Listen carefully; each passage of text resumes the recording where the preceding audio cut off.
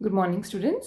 Myself, Apsara, an assistant professor in zoology, currently working at Government First Grade College, Yelahanka. In today's session, let us learn about the life cycle of Plasmodium vivax. ಶುರು ಮಾಡೋಕ್ಕೂ ಮುಂಚೆ ಒಂದು ಉದಾಹರಣೆ ಕೊಡ್ತೀನಿ. ಒಬ್ಬ ವಿದ್ಯಾರ್ಥಿ ಪ್ಲೇಗ್ರೌಂಡ್ನಲ್ಲಿ ಆಟ ಆಡಬೇಕಾದ್ರೆ ಸೊಳ್ಳೆಗಳು ಕಚ್ಚತ್ತೆ ಬಂದು ಅವನಿಗೆ. ಒಂದು ವಾರ ಆದ ನಂತರ ಅವನಿಗೆ ಜ್ವರ ಬರುತ್ತೆ. ಇದು ಬರೀ ಜ್ವರ ಅಷ್ಟಲ್ಲ, ಜ್ವರದ ಜೊತೆ ಚಳಿ ಆಗುವಂಥದ್ದು, ಸಿವಿಯರ್ ಚಿಲ್ಸ್ ಬರುವಂಥದ್ದು, ಮತ್ತು ಜ್ವರ ಬಿಟ್ಟು ಬರುವಂಥದ್ದು ಆಗುತ್ತೆ. ಜೊತೆಗೆ ಅವನಿಗೆ ವಾಮಿಟಿಂಗ್, ಡಯೇರಿಯಾ ಕೂಡ ಆಗುತ್ತೆ. ತುಂಬ ಬಾಡಿಲಿ ಜಾಯಿಂಟ್ಸ್ ರೀಜನಲ್ಲೆಲ್ಲ ತುಂಬ ಬಾಡಿ ಏಕ್ ಕೂಡ ಕಾಣಿಸ್ಕೊಳ್ಳುತ್ತೆ. Severe confusion in his mind and he goes to a doctor ಏನೇನೋ ಟೆಸ್ಟ್ಗಳೆಲ್ಲ ಹೇಳಾದ್ಮೇಲೆ ಗೊತ್ತಾಗುತ್ತೆ ಅವನಿಗೆ ಬಂದಿರೋದು ಮಲೇರಿಯಾ ಅಂತ. ಈಗ ನಾನು ಇಷ್ಟೊತ್ತು ತನಕ ಹೇಳಿದಂಥ symptoms they are quite common with the COVID symptoms also, but the major difference is COVID alli enagutte there's difficulty in breathing also, and there's loss of taste, loss of smell, all that. So doctor says it is a case of malaria. So ivaga aa hudugange malaria cause agittu athwa cause madittu sollena? Khandita illa. Malaria is actually caused by a parasite known as Plasmodium vivax, or generally the Plasmodium species. Hagidre, what is the role played by the mosquito? Basically, mosquito just acted as a carrier or a transmitting agent called as or known as a vector. So, ಸೊಳ್ಳೆ ಕಚ್ಚಿದ್ರಿಂದ malaria ಬಂದಿಲ್ಲ. ಸೊಳ್ಳೆ ಕಚ್ಚಿದಾಗ ತನ್ನ ಬಾಡಿಲಿದ್ದಂಥ ಪ್ಲಾಸ್ಮೋಡಿಯಂನ inject ಮಾಡಿದಾಗ ಪ್ಲಾಸ್ಮೋಡಿಯಮಿಂದಾಗಿ malaria ಬಂತು. So with this background, let's get started. ಸೊಳ್ಳೆ ಕಚ್ಚಿದ್ರಿಂದ malaria ಆಯಿತು, ಇದು ನಮಗೆ ಗೊತ್ತಾಗಿದೆ. ಬಟ್ ಎಲ್ಲ ಸೊಳ್ಳೆನೂ ಮಲೇರಿಯಾನ ಕಾಸ್ ಮಾಡ್ಬೋದಾ? ಖಂಡಿತ ಇಲ್ಲ. It is only the female Anopheles mosquito, that is the mosquito belonging to this particular genus Anopheles can only transmit the vector. That too, not just all the Anopheles, it's particularly the female Anopheles mosquito that can transmit the Plasmodium species or the Plasmodium parasite into the bloodstream. So illi nimge image alli kaantiruvanthaddu, it is the female Anopheles mosquito.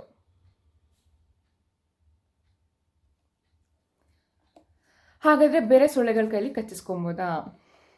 ಖಂಡಿತ ಇಲ್ಲ. Because ಈ ಸೊಳ್ಳೆಗಳಲ್ಲಿ 3 major different types of mosquitoes ಬಂದು common ಆಗಿ at least ನಮ್ಮ ಇಂಡಿಯಾಲೆಲ್ಲ ಕಾಣಿಸ್ಕೊಳ್ಳೋವಂಥದ್ದು Culex mosquito, ಏಡಿಸ್ mosquito ಮತ್ತು Anopheles mosquito. ಈಗ ನಾವು Anopheles mosquito ಬಗ್ಗೆ ಕಲ್ತ್ವಿ. ಏನಂತ? It is a vector for malaria disease, that to the female Anopheles. Then what about Culex and Aedes? Yes, even they are also going to transmit many other types of diseases.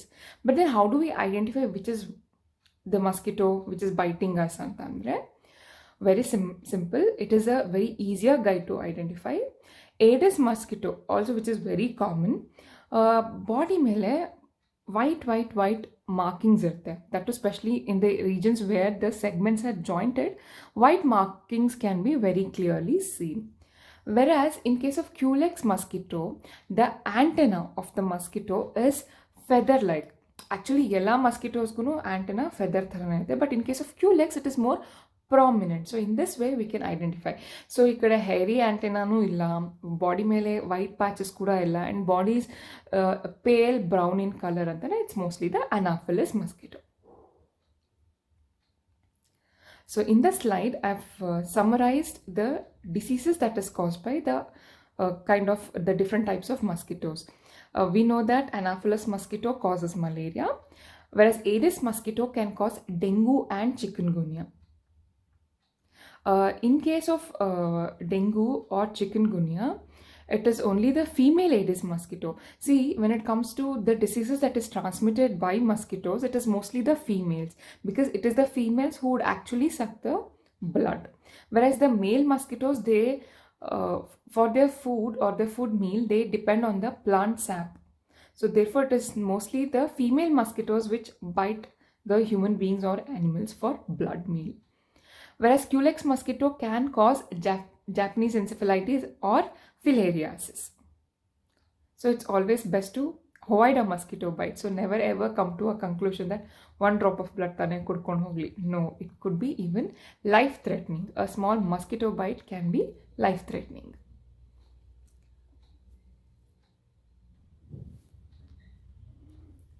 So how did they find out about malaria? How could they discover malaria?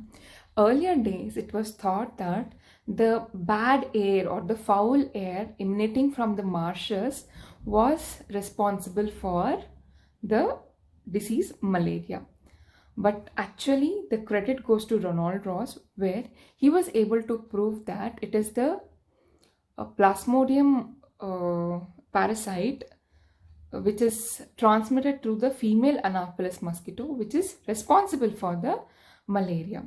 And also Sir Ronald Ross got a Nobel Prize in the year 1902 for his contribution. Moving on to the Plasmodium species, there are actually 4 species which is known to cause malaria, namely Plasmodium vivax, Plasmodium ovale, Plasmodium malaria, and Plasmodium falciparum.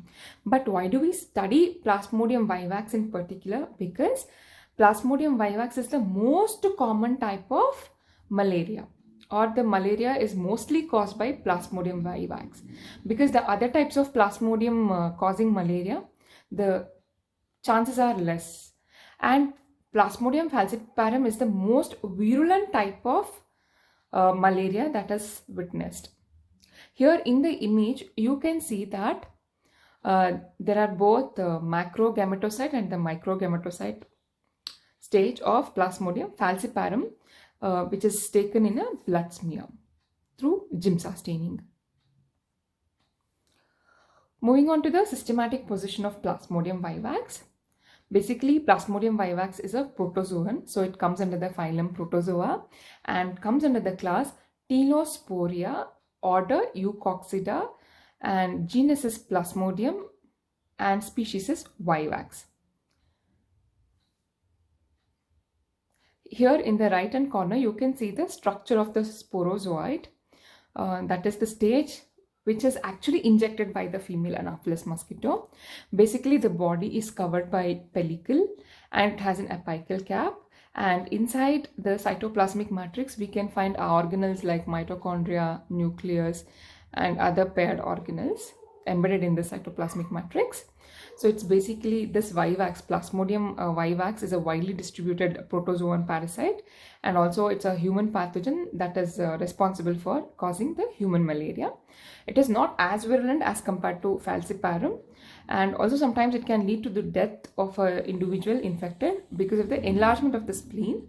And of course, we know that it is transmitted by the female Anopheles mosquito. Moving on to the hosts of Plasmodium vivax. The Plasmodium vivax, in order to complete its life cycle, requires 2 hosts. So it completes its life cycle in humans followed by mosquitoes. So here I mentioned about the 2 hosts and the stages which can be seen inside the 2 hosts. So this is the development of Plasmodium vivax. So moving on to the life cycle of Plasmodium vivax. So we know that it requires 2 hosts. So inside these hosts, both asexual as well as sexual methods are involved. So the asexual method of development can be seen inside the human host, whereas the sexual method of development, that is the gametogony, syngamy, and the sporogony, can be seen inside the mosquito host, that is the inside the body of female Anopheles mosquito. So moving on to the life cycle of Plasmodium vivax, that is the asexual cycle in the human body. Here this image summarizes the life cycle within the human host. So basically here I'll briefly summarize. The mosquito, which is actually carrying the malarial parasite, to take a blood meal would come and inject its proboscis in order to draw the blood. So it also, along with its injection, in order to avoid the coagulation, would inject its saliva. So when the saliva is injected and the mosquito is carrying the parasite, that is the Plasmodium vivax, it can be easily injected into the blood along with its saliva. So the sporozoites, which is present in the salivary of female Anopheles mosquito, easily finds a route to enter into our bloodstream. So once it enters the bloodstream, it goes in search of the hepatocytes or the cells of the liver. So once it infects the hepatocytes or the liver cells, what happens? Basically, it starts multiplying within the hepatocyte and gets transformed into a schizont and is either ruptured to infect furthermore liver cells or might enter into the bloodstream. So once if it is entering into the bloodstream, it is now called as a merozoite. This merozoite now goes on infecting the blood cells. So it first forms a signet stage, that is a ring stage, which further gets changed into another stage known as the late trypozoite, and it becomes a schizont, and these schizonts again rupture from the RBC cells and further infect the other RBC cells. So either the cycle continues, or from the ring stage it can form a gametocyte, which can be, along with its blood meal, be sucked by another Anopheles mosquito, and inside this Anopheles mosquito the sexual mode of development happens. So now hereafter let us learn about the life cycle of Plasmodium vivax inside the human body. So the first stage is the inoculation stage. So when the infected female Anopheles mosquito wants a blood meal, it would sit on the human body surface and inject the sporozoites, which is nothing but the Plasmodium parasite, along with its saliva into the human blood. So these sporozoites are about 11 to 12 microns in length and for about 0.5 to 1 micron in width, and the cells are almost sickle shaped with an oval nucleus. So they can move through the blood through the slight gliding mechanism. After that, they enter into the parenchymatous cells of the liver and they leave the bloodstream. Then they undergo at least 2 schizogonic cycles. So here in the image you can see how the mosquito is able to inject the sporozoites into the bloodstream along with its saliva. Next is the schizogony in the liver cells. So basically what happens is the sporozoites, they develop into a large but a round schizont cell within the liver cell. Then the schizont then undergoes multiple fissions and they divide into thousands of small spindle-shaped cells known as merozoites. So this process is what is known as schizogony. See here in the image you can very clearly see the sporozoites, they enter into the liver cell, and once they enter into the liver cell they form a round schizont, and inside this schizont they multiply by multiple fission, that is 1 splitting into 2, 2 splitting into 4, into almost spindle shaped cells known as merozoites. So whatever is blue in color here is nothing but the merozoites. So these merozoites are then released into the sinusoids or the venous passage of the liver by rupturing the schizont. So the merozoites that are produced through this asexual multiplication is what is known as cryptozoites or cryptomerozoites, and this phase of multiplication is what is known as pre-erythrocytic schizogony, because all this is happening in the liver cell and not in the erythrocyte. So before entering the RBC cells or before entering the bloodstream, the stage is what is known as pre-erythrocytic schizogony, and these cryptozoites are actually immune to medicines and also gives resistance. So they do resist the treatment or the synthetic drugs which act against the parasite.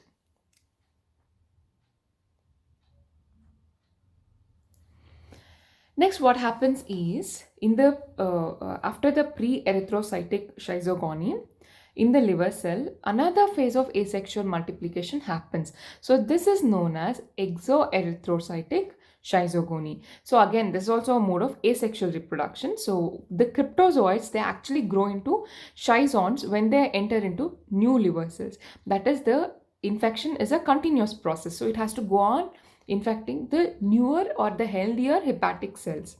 So these second generation merozoites are now known as the metacryptozoites or the phanerozoites. So these merozoites then enter the bloodstream and they start infecting the healthier RBC cells. So it is believed that there are two types of metacryptozoites, that is the micro metacryptozoites and the macro metacryptozoites, depending on the size.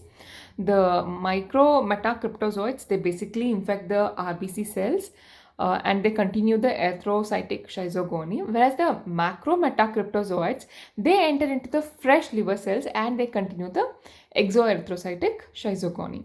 So here in the image you can see that the sporozoites, after infecting the liver cell, they form a merosome, and the merosome, the sporozoites, they become merozoites through multiple fission. So this is the first mode of asexual reproduction, and the merosome rupture, releasing the merozoites into the bloodstream. So here what happens? First, it forms a signet ring stage, followed by a tropozoite stage, followed by a schizont, and then the schizont ruptures and they start infecting the other blood cells. Or this ruptured schizont can also turn into immature gametocytes and they become the mature gametocytes, that is the male and the female gametocytes.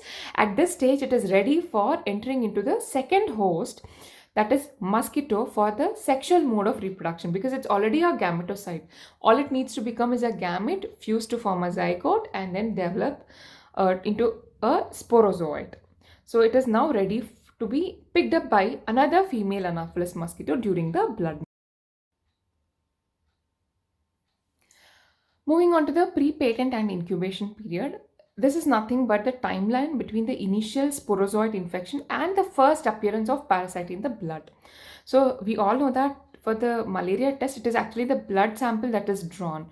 So until the sporozoite that enters into the bloodstream as a schizont or a merozoite, the test is always shown negative, because there are very weaker chances of the malarial parasite being detected in the blood until it enters into the bloodstream. So this period is what is actually referred to as pre-patent period, that is from the initial sporozoite infection to the first appearance of parasite in the bloodstream.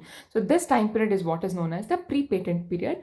On an average, Plasmodium Vivax takes about 8 days, and the incubation period refers to the time taken from the infection of man by sporozoites till the appearance of the first malarial symptom. It could be fever, it could be development of rashes, it could be chills, and it could be the diarrhea or the vomiting sensation, joint ache. So any one of the symptom. So this is what is referred to as incubation period, and the incubation period is for about 10 to 17 days. It can vary from person to person. Next is the schizogony in the erythrocytes. So this is a third phase of multiplication of the schizogony. This is accomplished within the erythrocytes or the RBC cells, and it is known as erythrocytic schizogony. So what happens first is a ring-shaped tropozoite is formed when the micrometacryptozoite feeds on the RBC cells. As a result, what is formed? A vacuole is formed within the RBC cells, and the nucleus is pushed to one side of the cell. So this stage is what is known as the signet ring shape. That is usually in the ring that contains a gem. It is the gem that is placed in the center, which is held by the gold, or which is gilded in gold. So very similar, the cell looks like that of a ring where the nucleus is towards one side, pushed to one end, and the rest is occupied by the vacuole. So since it resembles a ring, it is known as the signet ring shape, ring stage. The size of the ring-shaped tropozoite is about 1/3 or half of the RBC cell. The trophozoites are grown and develop a rounded or an amoeboid cell known as a schizont. So after the signet ring shape, next we come across a amoeboid cell, because it basically has no definite shape. This stage is what is known as a schizont. Now this schizont undergoes schizogony, or the division, where they form 12 to 24 oval shaped merozoites. So the amoeboid schizont is now undergoing division to form 12 to 24 oval-shaped merozoites. Now the erythrocytes burst and they release the merozoites into the plasma, where they enter the new erythrocytes, and they repeat this process once every 48 hours. So that is the reason why the fever is not continuous. ಜ್ವರ ಬಿಟ್ಟು ಬಿಟ್ಟು ಬರುವಂಥದ್ದು, ಜೊತೆಗೆ they start shivering. So this is because it takes about 48 hours in order to be released into the plasma.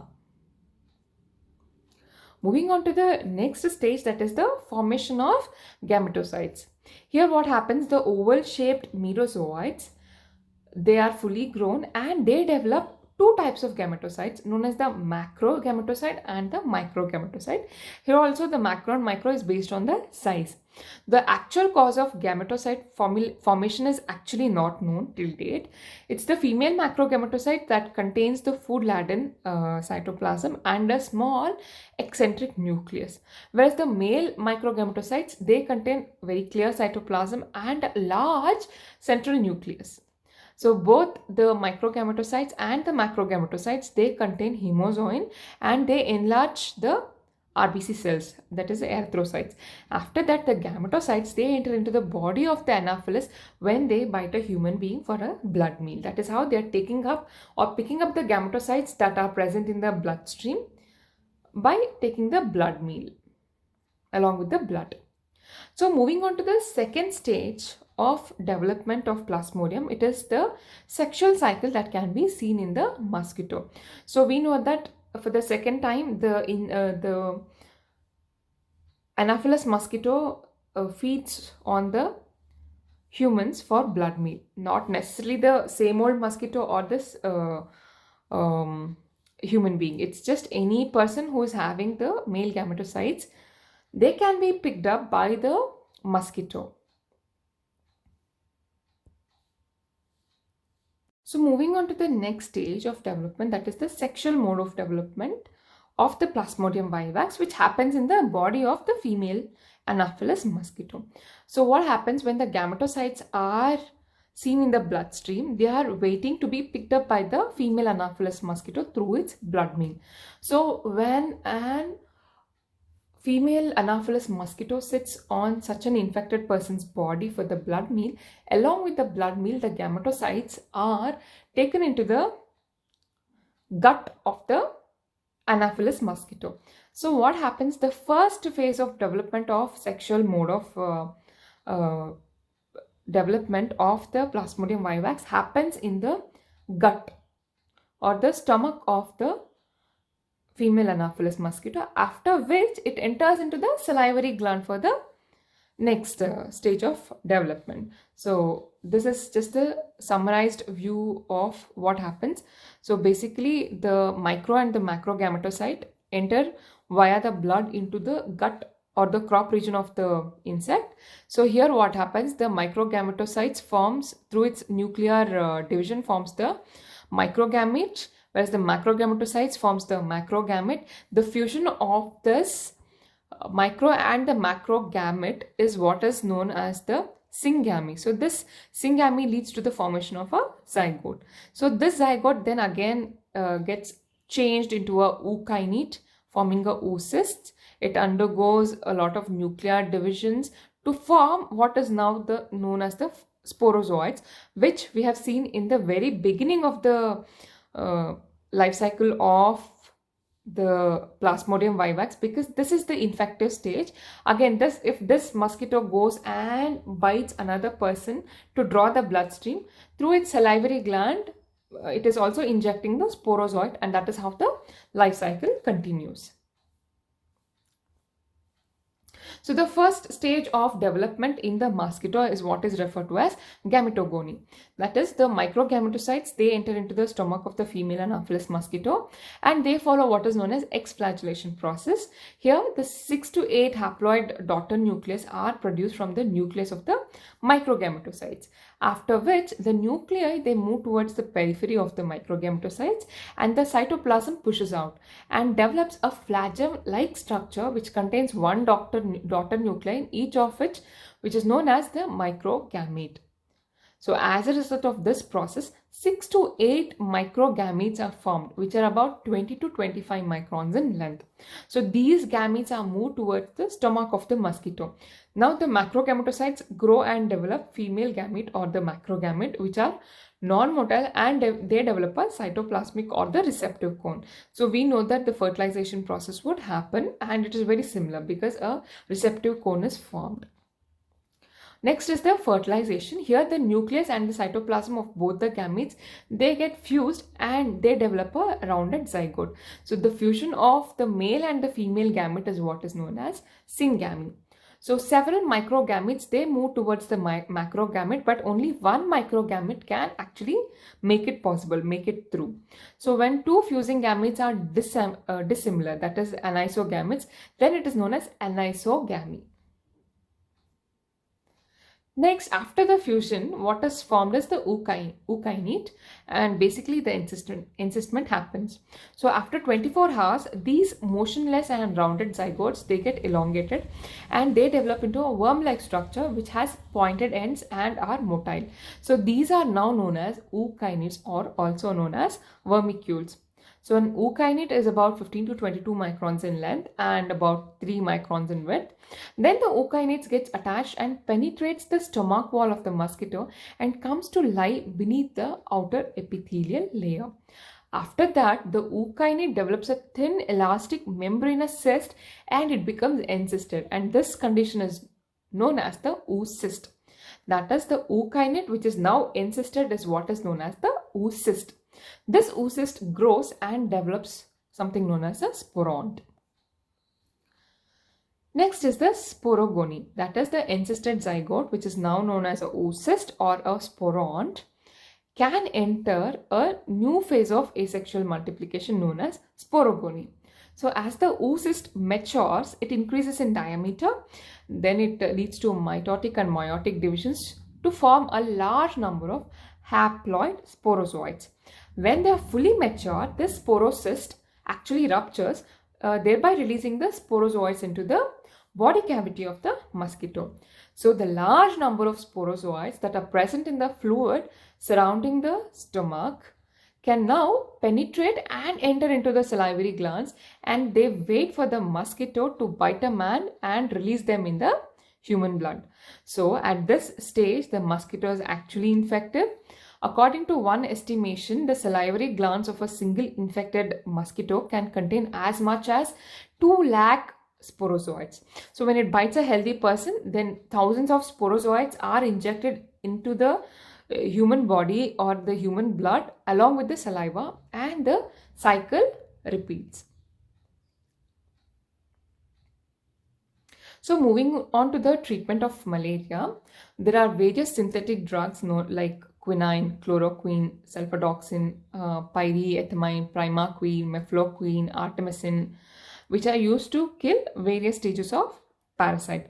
But believe me, it is always the prevention that is better than cure. If you're able to prevent a mosquito bite, one need not go through these many infective stages of malaria and bear the suffering. So it's always the prevention that is better than cure. So then how do we prevent?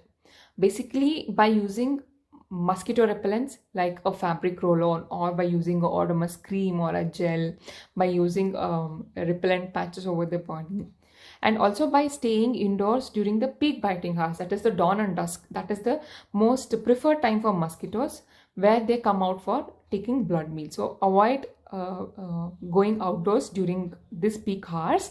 And also we have to prevent the entry of mosquito inside the house by using windows with screens or mesh. Also sleeping inside a mosquito net can give maximum protection. So we have to avoid stagnation of water in order to prevent the breeding of mosquitoes. And if at all the water is stagnated, say for example in case of ponds, pools, or when it is rainy, we all know that the water tends to stagnate. So in such cases we can use certain chemicals, or we can even simply sprinkle kerosene on the water. So thereby we can prevent the further growth of mosquito or breeding of mosquito. And we have to make our aroma less appealing. That is, whenever we are sweaty, we have to take shower so that we do not attract mosquitoes, and also avoid consumption of alcohol, and by wearing full covering clothes, the proper clothes, one can also prevent being bitten by mosquito. So these are some of the preventive measures.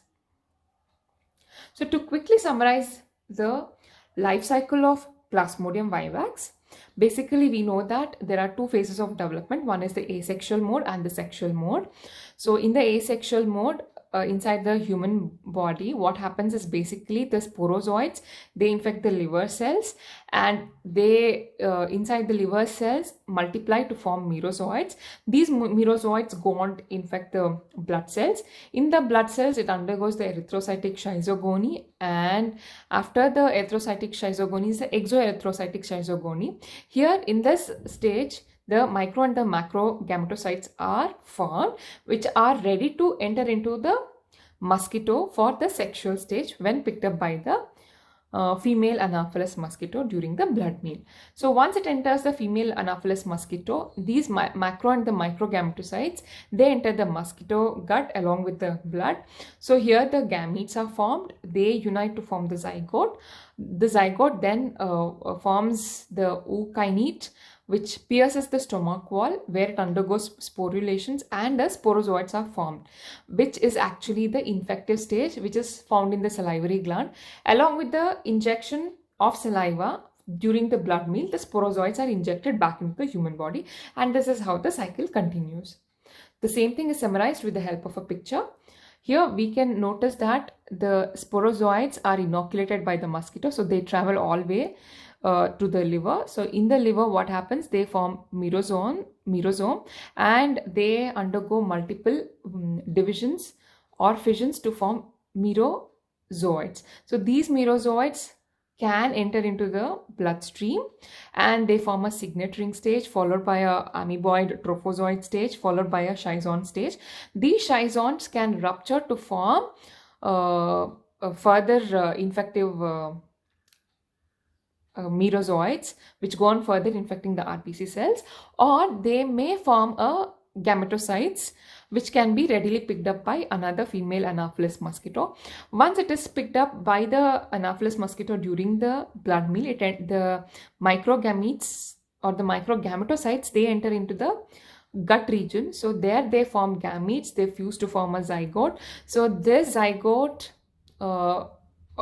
which is also known as the ookinete, undergoes sporulation known as the oocysts. So these oocysts, they rupture and they release the sporozoites, which can easily enter the salivary gland, and now the mosquito is again infective, and the life cycle can further continue along with infection to a new human being for its next life cycle. So these are the references which I have used for making this presentation.